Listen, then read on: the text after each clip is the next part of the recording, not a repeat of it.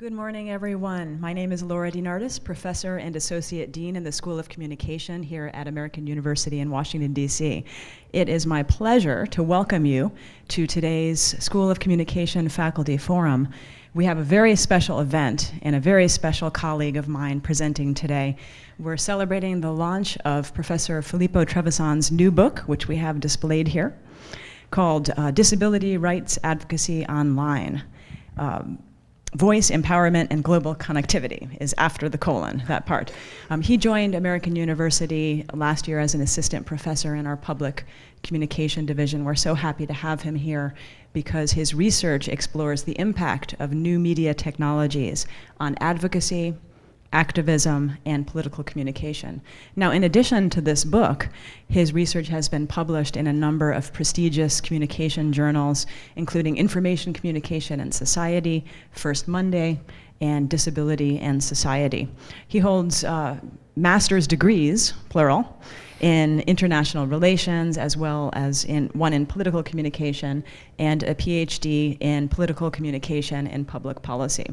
I would like to mention also that here at American University, he is the deputy director of one of our wonderful centers, the Institute for Disability and Public Policy. We also have a celebrity guest in the room, Derek Cogburn, who is the director of that, and they work together closely, and it's really a great center on one of the important issues of our time. So on behalf of the entire American University School of Communication and beyond, I would like to congratulate Filippo Trevisan on this amazing achievement of his new book and thank him for presenting it today, and thank you all for coming. This will be live streamed, just to let you know, in case hair and makeup, if you want to do anything. It's going to be online. It will be archived online, just to let you know during the question and answer period that will be streamed as well. And any other announcements? I think that about covers it. So with that, please help me extend a very warm welcome to our wonderful colleague, Filippo Trevisan. Thank you.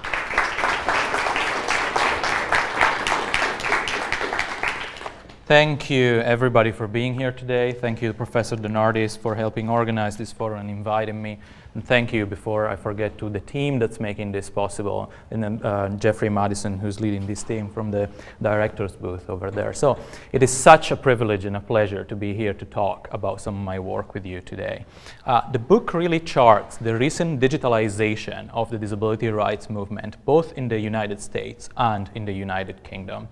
I'm going to talk about that for quite some time during the presentation, really. And it's interesting because disability rights advocacy organizations are very much latecomers to the digital game compared to other advocacy organizations that operate in other sectors. But before we go there, I want to start with a question, which is the question I always get asked when I tell someone, why do you do disability work? Why do you research disability? Because it was always almost an assumption that to be interested in disability issues, there needs to be a personal connection, if you want. And I am not a disabled person. I don't have a close family member with a disability. And my answer to that question is, it is important because it is such a large minority. The UN estimates that there are 1 billion people with disabilities worldwide. 1 in 7 of us has a disability. That makes up about 15% of every country's population, and in the US, according to the latest US Census figures, that is actually higher. It's more closer to 19%. Put at 56.7 million Americans have a disability. And this is why I think disability should have us all concerned. When it comes to political rights for persons with disabilities, these rights are enshrined in a series of legislative measures at the national level, but at the international level in the Convention on the Rights of Persons with Disabilities as well. And Article 29 really focuses on political rights for persons with disabilities. However, we see that even in very advanced democratic nations like the United States and the United Kingdom, there are issues in relation to political participation for persons with disabilities. There is political exclusion going on a systemic basis. And so, for example, when it comes to elections, turnout among persons with disabilities tend to be systematically lower. And the latest figures on the 2012 presidential election in the US, I'll be interested in seeing when the figures for this year come out, put the turnout among persons with disabilities at 5.7% lower than among persons without disabilities. If you think that's a small number, that's actually about 3 million votes. So you can see how that's a very important constituency from a strategic and political communication point of view as well. In between elections, really, there is a series of other problems that prevent persons with disabilities from being able to participating in local decision makings that affects their own lives between elections, which is why the Equality and Human Rights Commission in the UK concluded in 2010 that disabled people are generally much less likely to feel like they can influence local decisions and decisions that matter to their own lives. So if we were to summarize these problems, looking at citizenship theory, we would want to look at the work of people like Ruth Lister, a British sociologist and citizenship scholar that talked about the idea of inclusive citizenship. And Lister says that it is fundamental for any person to be able to exercise their political rights on an equal footing with everybody else. But barriers get in the way of doing that for all of us. Barriers are a particular problem for persons with disabilities. And so we need to identify those barriers and eliminate those barriers. And I've listed just some examples there on the slide. Physical barriers that pertain to the built environment that makes buildings and transport inaccessible for persons with disabilities. Organizational barriers, and what I mean by that is fragmentation. The disability community is a very diverse community and finds it difficult to come together to campaign on certain issues, as well as what Beckett, another disability scholar, has called defensive engagement, which is the retreat that many disability organizations took into defending acquired rights ever since anti-discrimination legislation was achieved at the beginning of the 1990s with the ADA in the United States and the Disability Discrimination Act in the United Kingdom. So we can see that all of these barriers sort of get in the way and reduce the effectiveness of the ability of persons with disabilities to participate in politics. At the same time, as an ICT, as an information communication technology scholar, I think there is a great potential there for ICTs to break down some of those barriers. Let's think about physical barriers and differences that happen because of geography, for example.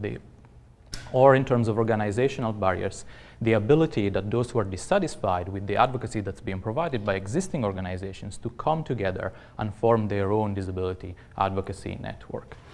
However, I've been doing this kind of work on these issues for quite some time. When I started doing this work back in 2009, typically talking to my acquaintances and friends and people who worked for disability rights organizations in Scotland, where I lived for a very long time, this is the answer I would get when we talked about the potential of ICTs for persons with disabilities. This is a particularly blunt response that says, well, it would be pointless to try and communicate with persons with disabilities via the internet.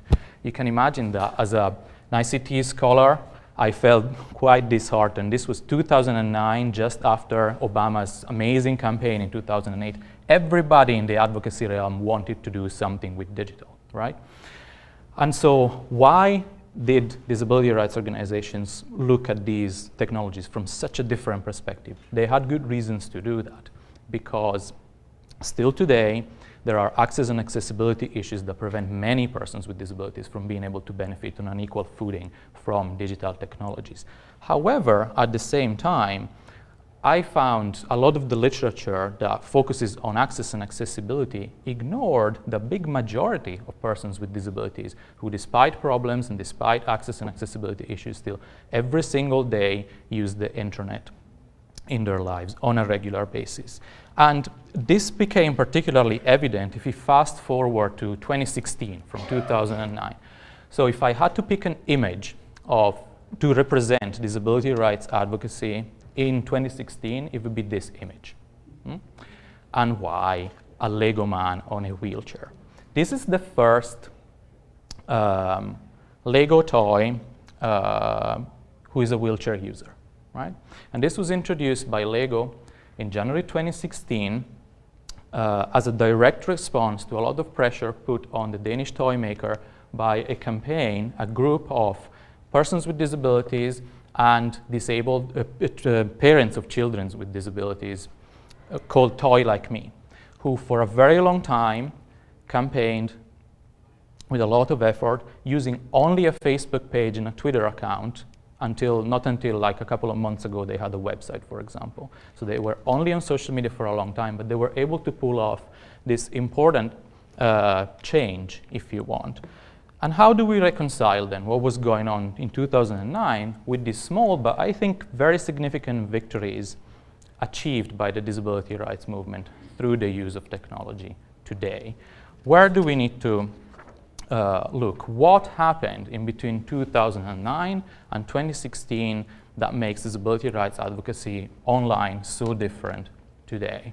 And the answer, I think, there is in what catalyst came along. Particularly in Britain, people in 2010 got angry. They got really angry.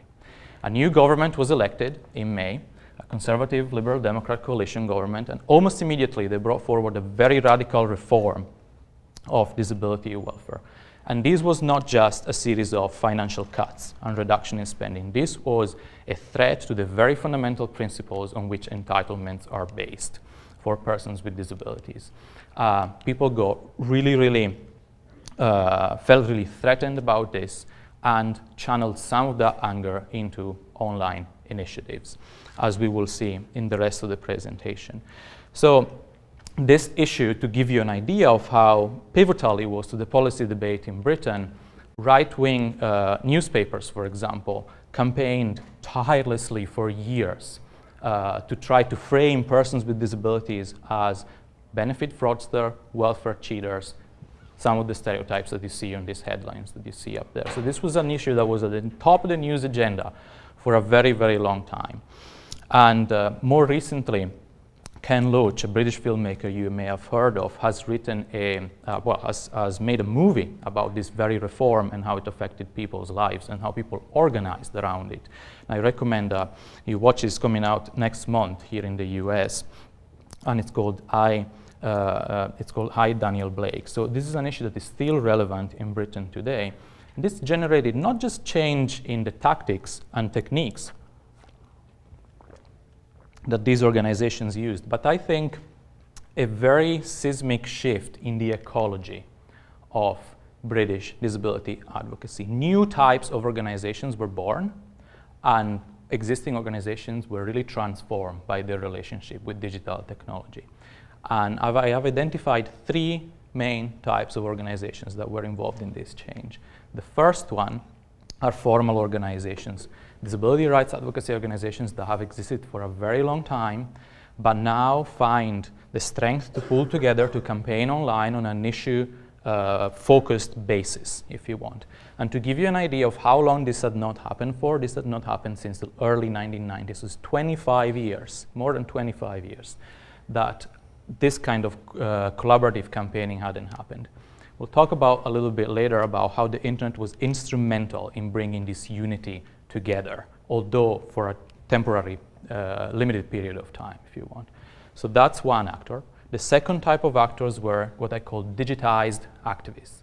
These are people who have a wealth of experience in the 80s and 90s campaigning for the disability rights movement, some of them very die-hard campaigners, self-advocates and disabled people themselves, who met again at protest rallies in the street and decided they had to do something to carry on their dissent beyond those protest events, right?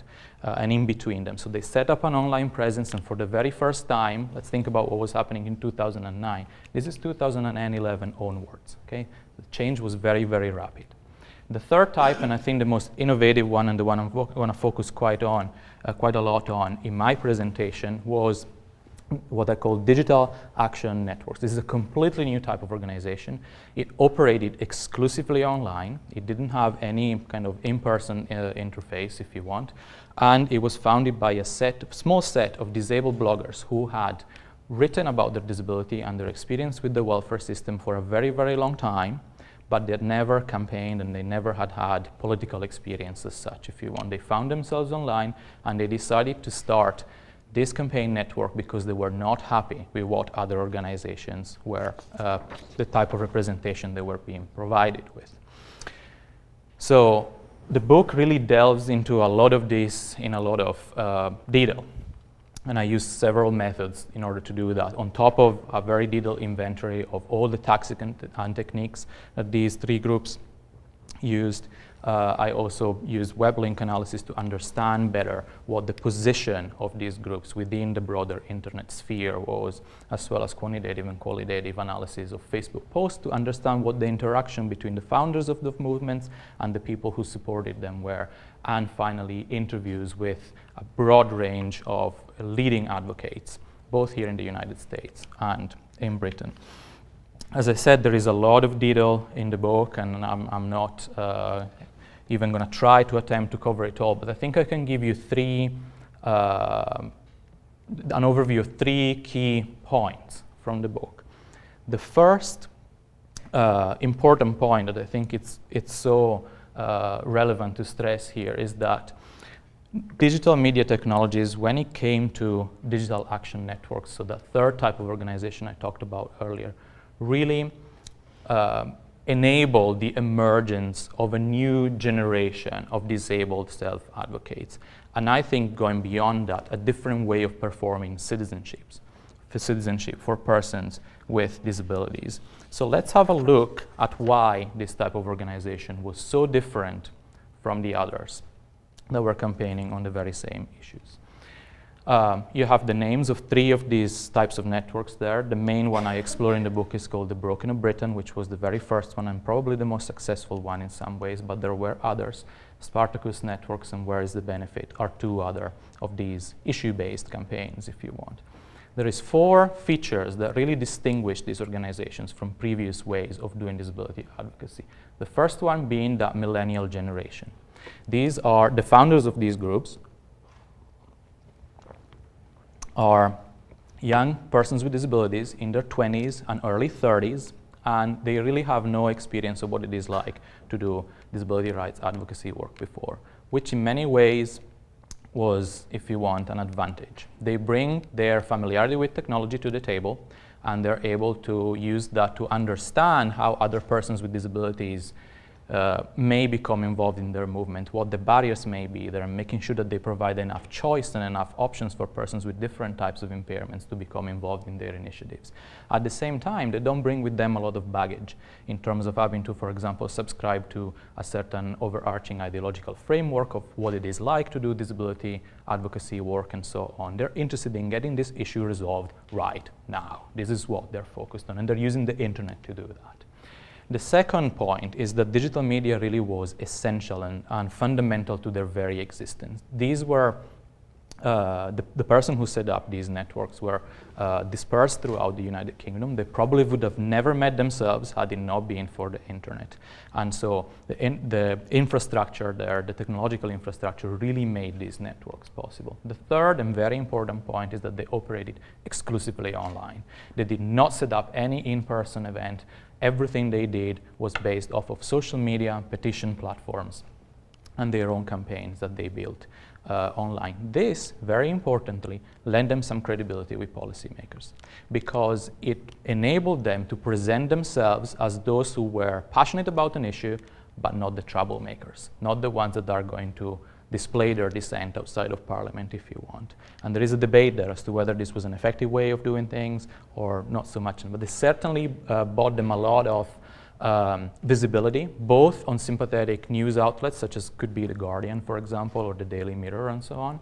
But also, it bought them credibility with policymakers who invited them to meetings in Parliament, for example, why they didn't invite the other organizations. And these, remember, these are the newbies, people who have only been campaigning for a few weeks in some cases. The fourth and final distinct trait of this organization really was this adherence to a very issue-focused campaign. They stuck to this issue of welfare reform. They did not branch out into other disability-related issues. And that was beneficial because it enabled to lower the threshold to allow a broader broad amount of connections to develop. This is because these kind of digital action networks did not require people to subscribe to an overarching ideological framework to join. It was just enough to have an interest in the issue on which these groups were participating and campaigning. So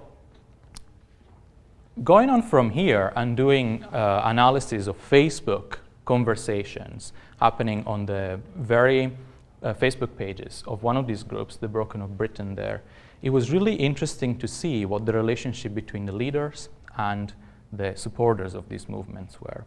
And much to my surprise in some ways, although with hindsight maybe it shouldn't have been that surprised, it turned out that all was not as much as horizontal or as equally distributed as I thought it would be. But really those bloggers were acting as concealed leaders within these groups. And this was very clear by the way they were conducting themselves on Facebook. This is something that we've seen before with Arab Spring groups in Egypt, for example, and the Indignados in Spain. You have a small set of people who really stir the conversation. Let's think about this. Nearly 90% of all the conversations on this very prolific Facebook page were started by the organizers, the bloggers that founded these groups. Everybody could have started. There was an opportunity for everybody to start the conversation there. They didn't set limits, but the conversation was being stirred by the founders, who actually then didn't engage in these conversations quite so much, because virtually they never replied to those posts. But they were the ones who initiated the conversation. So overall, they were able to capitalize on their familiarity with technology and attract those who were dissatisfied with traditional organizing that they saw as ineffective, maybe causing up to government a little bit too much, and the other end of the spectrum, those militant groups that maybe are a little bit too dissent focused, if you want, and some people don't see as being very effective, and creating a third way for people to become involved through the use of digital technology.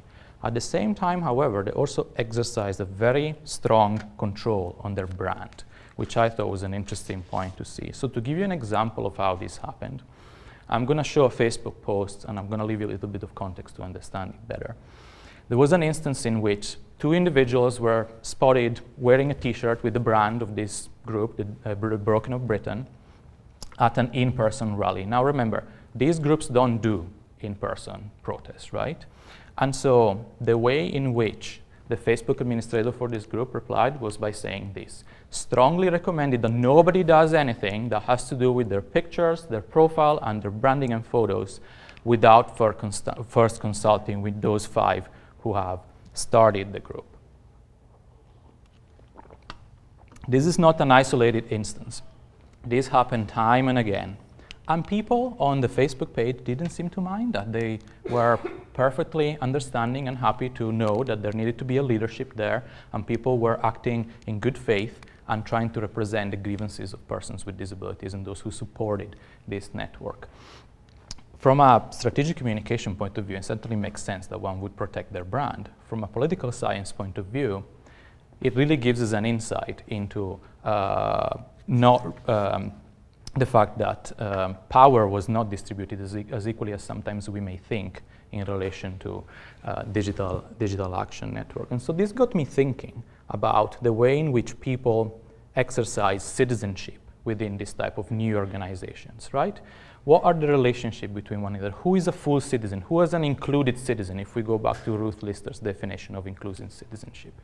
And I concluded that there are 3 ways in which citizenship is being exercised in this type of organization that correspond to 3 very distinct groups that work within Digital Action Network. The first one of them being those 5 founders, which I call digital residents. These are people who are familiar with technology and the ones who act on behalf of others.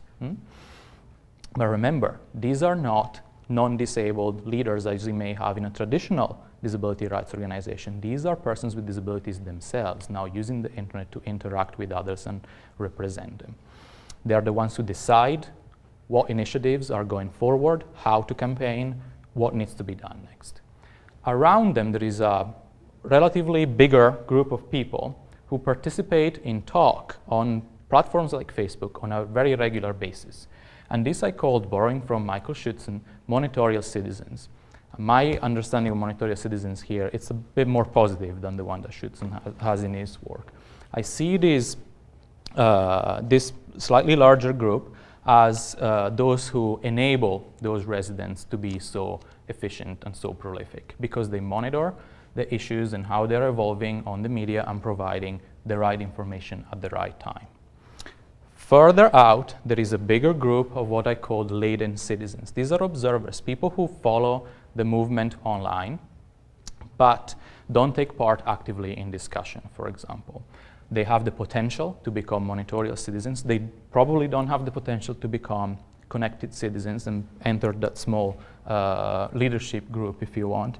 But they really participate in this, model, which I called peer-mediated citizenship.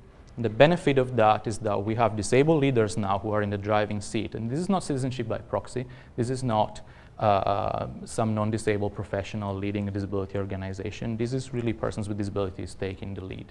There is also a big drawback to this, though, which is a dependency on this core group of 5 people, very small, in the case of the Broken of Britain,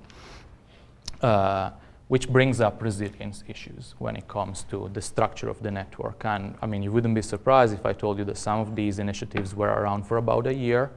One morphed into the other, so there was some sort of continuity in that way, but they were not really that sustainable in the long term. The model, the kind of organization may be, but the individual networks may not be quite so much.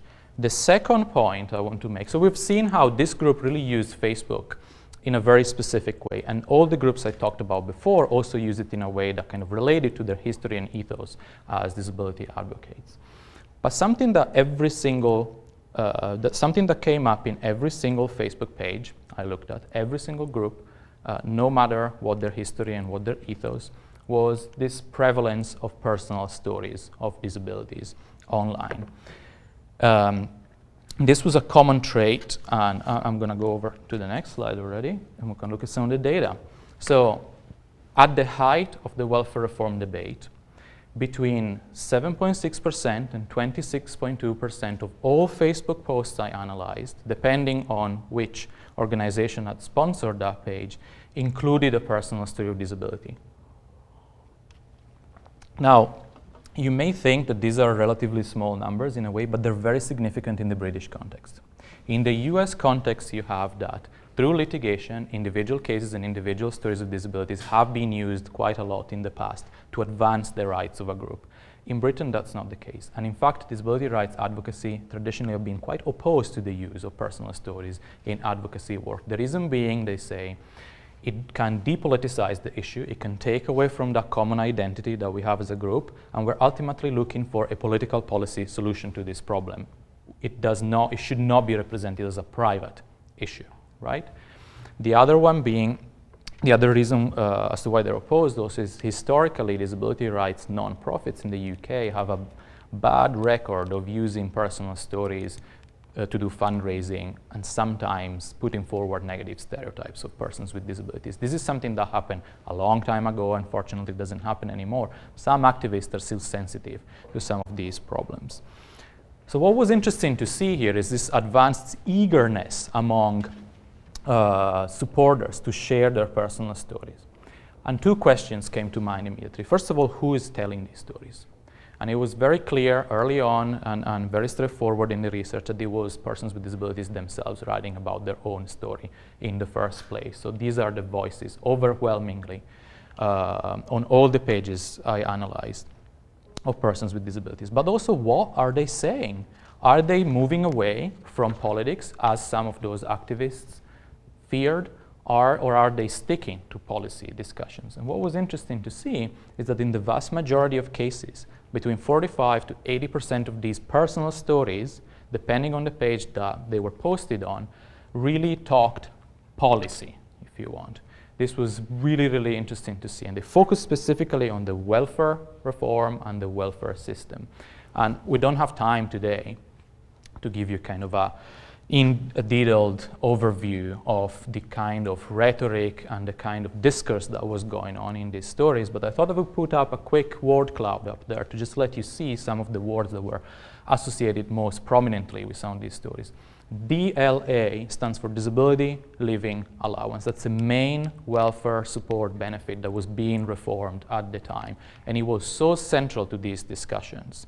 And all of the words that revolve around it have to do with everyday issues that, however, are related to this bigger political issue. So issues of money and finances, issues of healthcare, issues of family, issues of what is the future going to hold for persons with disabilities like me. And I think there are 3 key benefits to the emergence of these stories on Facebook pages. The first benefit is that they helped people who normally are not involved in policy discourse to be able to understand and articulate these issues a lot better than they would have been otherwise. And so it empowered them to be able to do that with other peers who, like them, were facing these very scary prospects in many, many ways.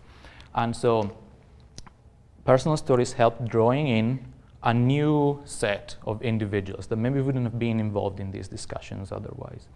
The second point, which is related to this first point, is that they helped the creation of a sense of community. And this is so important for the disability community, because as I was saying before, it's a very diverse community, and you can imagine what some of the reasons are. I mean, a person with a visual impairment is likely to have a very different life experience from somebody who has a mobility impairment and maybe uses a wheelchair, or somebody who has a cognitive impairment, for example. And so sometimes really it is difficult to bring this community together behind the same issues. But these personal stories let commonalities emerge in relation to the policy threat that the community was facing. And that really helped bridging the gap between people with very different experiences and bringing them together and make them stick together as a political body. The third point was that emerged from these stories is that organizations took notice, and they saw these personal stories being promoted by their very own supporters online, and they thought maybe we can do something with this.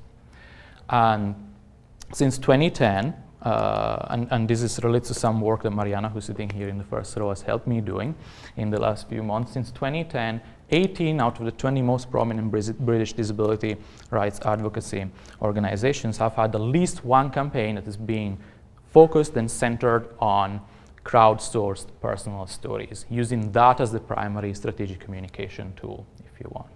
12 of these organizations are so keen on stories that they've set up a section on their website where they collect stories on a regular basis and they publicize them, if you want. So much innovation. But one key question, and this is the way in which the second part of the book concludes, if you want. One key question is, well, what brought it about, really? What's about this catalyst, this welfare reform, that really made it possible? Could it be replicated somewhere else? What is the impact of context and contextual factors on the way in which people, and people with disabilities in this case, come together online? And that's what the final part of the book is dedicated to, which I'm particularly fond of, if you want. So I compared formal organizations, disability organizations in Britain, and what they were doing with a big coalition that I told you about earlier on, more than 60 organizations, to what was going on in America at the same time. And I found something that I didn't expect to find. And so the British organizations were leading innovators in this area compared to their American counterparts, which had a much more conventional, if you want, dare I say, conservative, as it says on the screen, approach to digital advocacy. And I'll tell you a little bit about the reasons for that. So the first, there were many differences that emerged through this comparative analysis, which was done through web link analysis and interviews and doing an inventory of all of the techniques that these organizations had used to campaign on very specific issues. The first issue that came about was a difference between the unity that was going on with this issue-based coalition in the UK and fragmentation in the US. So to give you some context, I'm just going to say something about the policy debates that American disability organizations were facing at that time. In Britain, we have the welfare reform.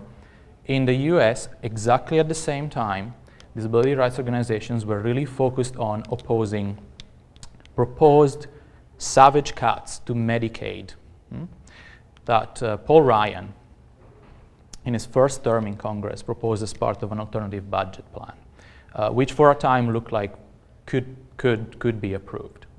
So they were really focused on something that is somewhat of a similar issue in some ways. We have welfare on one side and possible reductions to Medicaid federal funding on the other side. But in Britain, we have this big coalition coming together, okay?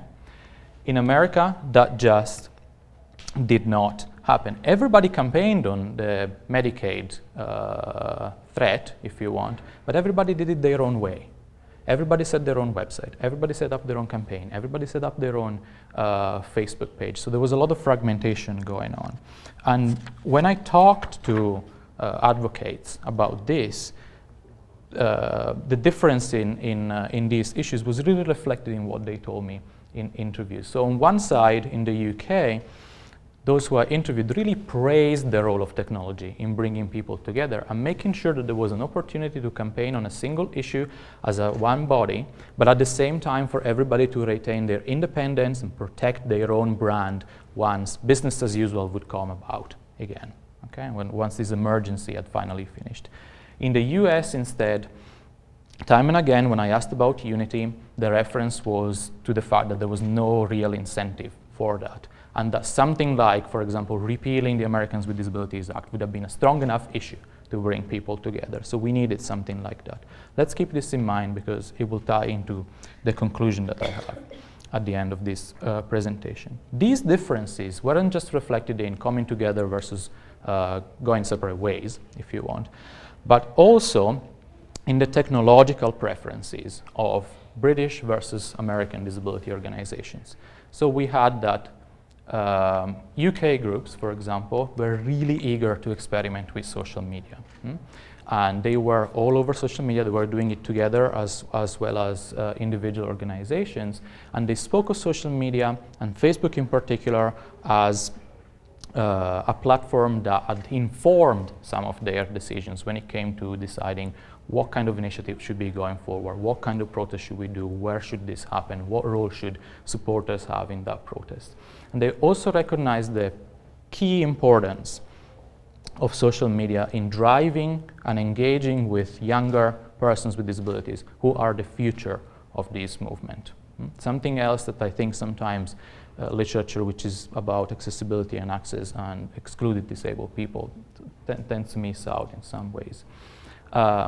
Another sign of this was that all of the UK organizations I looked at but one had eliminated facilities from their websites to email their members of parliament. So the same kind of widget you would have here in America to contact your congressman, for example, find contact details, phone them, or send them an email, or send them a postcard, and so on. They just had done away with it, and they were really clear about it. They didn't see that as an effective way of doing lobbying and trying to persuade policymakers. They said, 9 times out of 10, we actually make politicians angry with that sort of template message, if you want, and that sort of email campaign. So there was a different type of engagement that was being prioritized among groups. The flip side of that in the United States was that email instead was of crucial importance to American organizations. They talked time and again about how email really was what the technology that's driving their advocacy efforts. This may seem somewhat old-fashioned, if you want, but they had very good reasons to believe that. First of all, it's more accessible, if you want, than other organizations, and so we've got to give them that. But also at the same time, it really speaks to the way in which policy making is made and how elections, for example, come into this process. And I'll talk about that when I talk about context in a couple of seconds when I conclude. At the same time, US organizations also talked about social media as potentially empowering, but also mildly terrifying, because they would take away decisional power from those who lead the organization, if you want. And if I had to summarize with a particularly blunt quote, again, this is maybe not representative, but to give you an idea, the perspective that many of the disability rights organizations here in Washington had on social media is what they said is there is no such thing as online membership. Success is from in-person and active participation. Now, this is not a view that was shared by everybody, but a very prominent figure from a very important organization told me that. And I was somewhat stunned, in a way, by this claim. And it got me thinking. So, what generates these differences?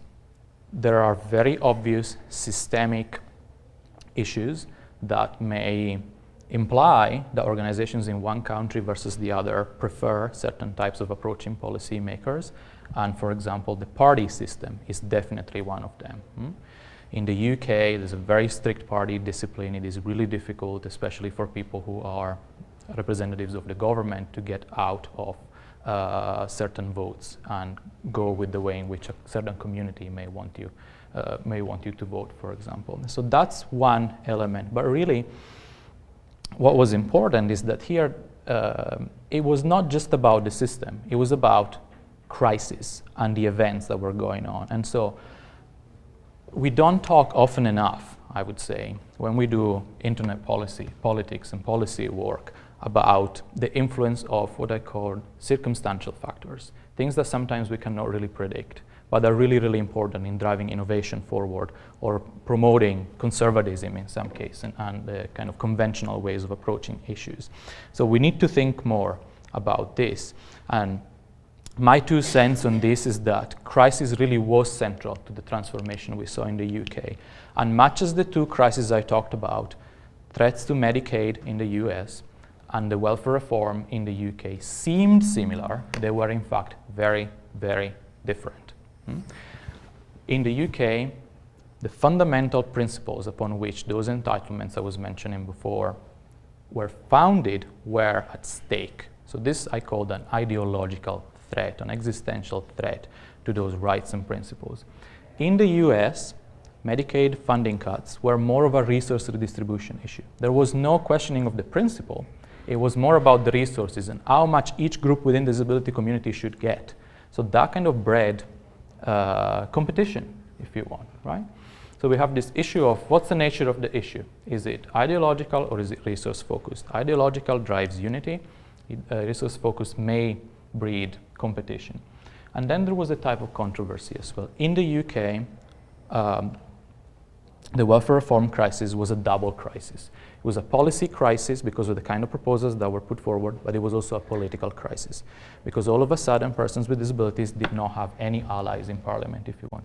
Even the Labour Party, traditional allies of disability rights advocacy organization in many of these battles and the battle for anti-discrimination legislation before, were very slow at replying to government proposals. That being because the government proposals propped up by that right-wing tabloid press that I showed you earlier were very, very popular. And so this was both a policy and a political crisis in which extreme measures and innovation were necessary. In the US, instead, this was more a policy problem and not a political one. Disability rights organizations, again, my conversations with them talked time and again about the support they were receiving from the White House in particular. And they were sure that at the end of the day, cuts to Medicaid would not come to fruition. And they were probably there as a bargaining chip on the table, but they would be pulled from the table at some point. And so that did not provide those organizations with enough of an incentive for innovation and doing things in a way that may be uncomfortable, but may be more effective when times get harder. And I want to conclude with just 4 questions as to where I see this going. This is a very, very fluid context. Organizations have shown throughout the years that they learn from one another, and personal stories campaigns that I thought I would never see back in 2009 and 10 now are very prevalent. So things are changing all the time, and I have 4 questions as to where I see this going, and I'm looking forward to your questions as well, which is, are disability action networks here to stay? Those kind of organizations that I talked about before, what's their sustainability? Is at least that, if not the individual networks, is the form of organization here to stay? In relation to personal stories, are they effective? Will they be effective in challenging dominant stereotypes, such as those promoted by some of the press? And we also face an online innovation paradox in relation to what happened in the UK and what happened in the US, because American conservatives really won their policy battle, right? cuts to Medicaid were stopped, although they adopted a very conventional strategy. In the UK, we had a lot of innovation, but the welfare reform went ahead exactly as planned, not a change, right? So that was not as effective, although much more innovative. What can explain that? And I have some ideas, but I would love to do more work about that in the future. And finally, given the result of the election last week, well, what can be expected of disability rights advocacy in this country in a Trump presidency? I think we're going to see some interesting developments. Thank you very much.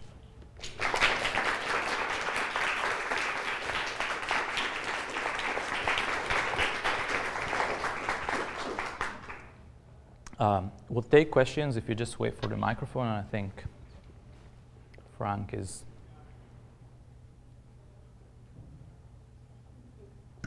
Thank you. So my question is, so the UK legacy, disability organizations, they sort of missed the boat, and then that allowed this grassroots, people with disabilities, which they sort of discounted. Do you think had they sort of figured out that was a powerful thing that they could have used, that, obviously before those organizations had formed, do you think that they would have been more successful than the grassroots ones? Or, I'm just curious, because it seems like that was just such a missed opportunity on their part. I would completely agree with that. I think, though, my sense is the reason why people were so keen in participating in digital action issue-based networks was that it does not require more commitment in the longer term, because it's just about the issue and you don't need to sign up and be a member of organization. Some of the traditional organizations I talked to were talking about the membership model, and this is something else I talked about in the book as a potential obstacle for them to draw in new people, especially younger people. In many cases, they did miss the boat in relation to being innovators in the online realm, and they could have been more successful. But they also face a tension which is in relation to their funding, which, for example, for many of them in the UK comes from the government. So they may find it very difficult to do. So there's from that point of view, it's a very different context from the US context, right? And that brings me to say also the fact that if they had been more forthright with digital dissent initiatives, for example, and I don't like speculating, but this is my feeling based on the interviews that they did and so on, is they may still have faced a backlash from a certain part of the large part of the disability community, because they're seen as being too close to government, especially in the new labor years. Really, the new labor government, and Tony Blair in particular, really pushed for what he called the joined up government approach. And stakeholders from charities and non-profit organizations were one of the prime stakeholders that were involved in those talks. That has brought government close to these partners in the community, but a lot of those who were involved with, for example, the Broken of Britain and Spartacus and so on, didn't like that, because that's their representatives becoming part of the establishment. So that's where we end up again, if you want. Sorry? It wouldn't have been as authentic in terms of an approach. Yeah, although the times of disability rights organizations in Britain not involving persons with disabilities in their leadership and so on, it's thankfully over in many ways, and so there is something to say there in terms of the positive developments in that sense as well. But I think, the point of authenticity and spontaneity, it's important as well. Thank you.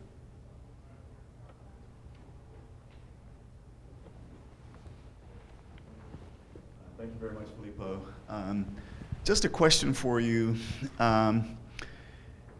Both in the US and in the UK, you focused a lot on the national level advocacy of these organizations, and I like the typology of the different types of organizations and movements that you've spoken to. Have you thought about the international relationships between these organizations? In your interviews, did any of them suggest that they had close ties with international disability rights organizations? Were they involved in the international disability rights movement, or did they focus specifically at a national level? And do you have a sense of which of the three types of organizations are or might be more involved in the more transnational advocacy networks? Sure, thank you. That's a great question. And because of the national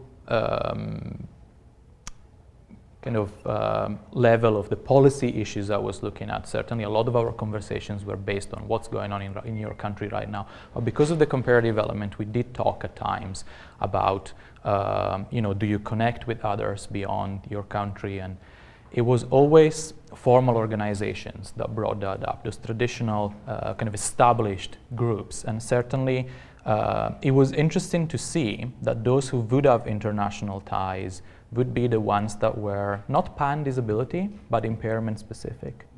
So for example, you have a charity like Scope in the UK, which originally was founded to represent and look after persons who have cerebral palsy, and in the US they would collaborate with United Cerebral Palsy, which is their counterpart here. So there was those types of linkages. But one thing that I noticed that now, again, with hindsight, doing some of the work that we do at the Institute on Disability and Public Policy, umbrella organizations like IDA or DPI, Disabled Peoples International, were never really mentioned in those conversations. I think that may be down to what the issues we were talking about were, but it's certainly something to explore in relation to broader transnational networks. If we were to run another web link analysis, it would be interesting to see opening it up to foreign organizations as well. And thank you.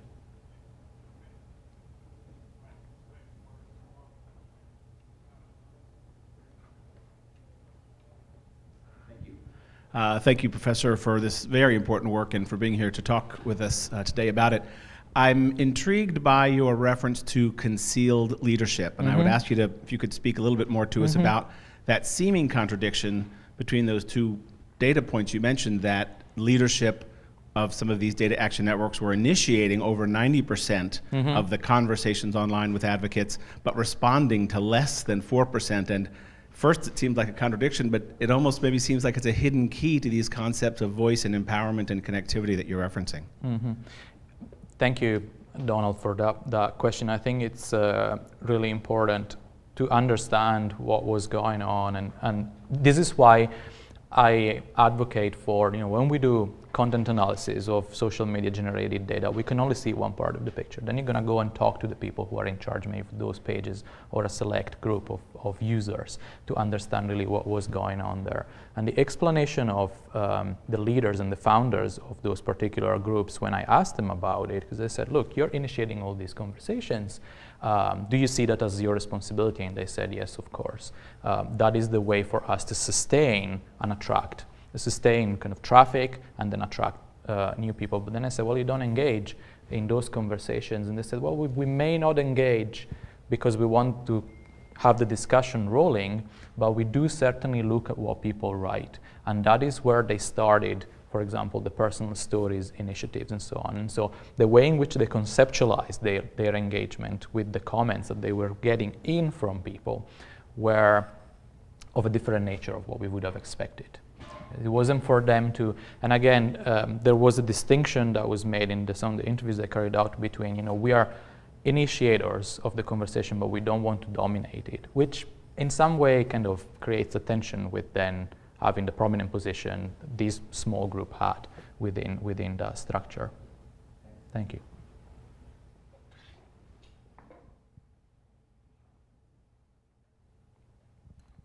So thank you for your amazing expo. I just want to know what was the most challenging part of your research, and what do you think could be the more challenges, issues, and the days that come? I don't know if there was a challenging part of the research. I really enjoyed doing this kind of work, and certainly one thing that maybe was kind of threw me off in some ways is that I felt when I started, and the first quote I showed was pretty disheartening for a political communication and information technology scholar, if you think that people, disability advocates saying that the internet is pointless. And I got that time and again. But then I always say I did this research at the right time for the wrong reasons, because what was going on in terms of policy proposals was really heartening in some ways. And if you watch the Ken Loach movie, you will see what the impact of these changes to the way welfare is administered in the UK has been for people with disabilities in their daily lives. But at the same time, it was difficult to keep up with some of these developments because everything was just happening so quickly. So we're talking about the quote that I showed up there from summer 2009, and then all of the organizations I talked about today were virtually up and running by October 2010. So that happened really quickly. And since then, it really hasn't stopped, if you want. Some of those networks are not up and running anymore, but some of the people who started them have started new initiatives, and so this connects to what my good colleague Andrew Chadwick, who's a political scientist that does internet work as well, will call sedimentary networks.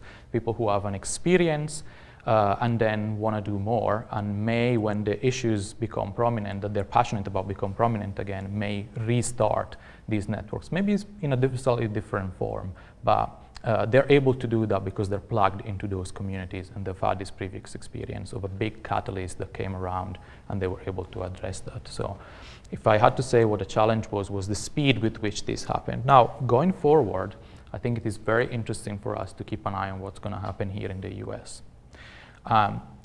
This election was very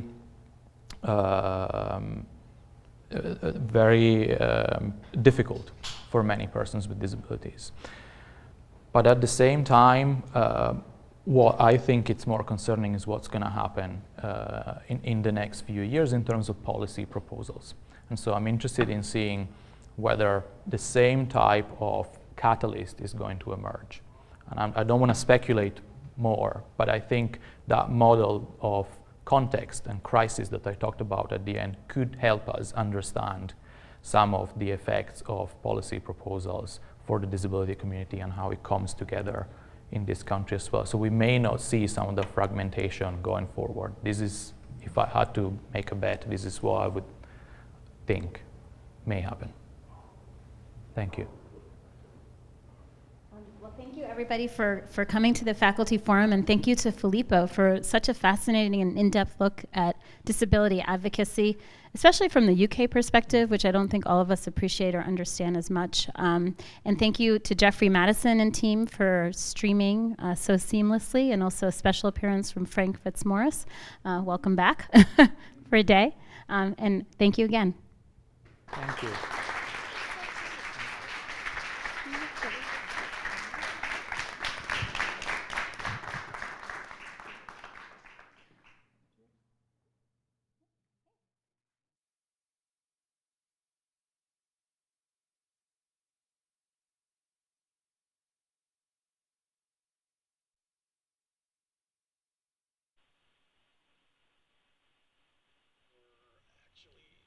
Okay, hello? Would you be so kind as to take the tape off? Take the tape off the table, so the signs. Oh, hello, can you hear me? Can enjoy. Yeah, I think we're all done the stream. All right. Let's see what this looks like. Hey, Imani, will you get? Yeah, you're gonna check with her. She's good. What's her name? Her name is Tammy. Oh, Tammy? Cutting the stream off now? Yeah. Just a second. Hang on, let me put this back up for the stream. All right. Yeah, Tammy, if you can hear me, yeah, it looks like we're all done.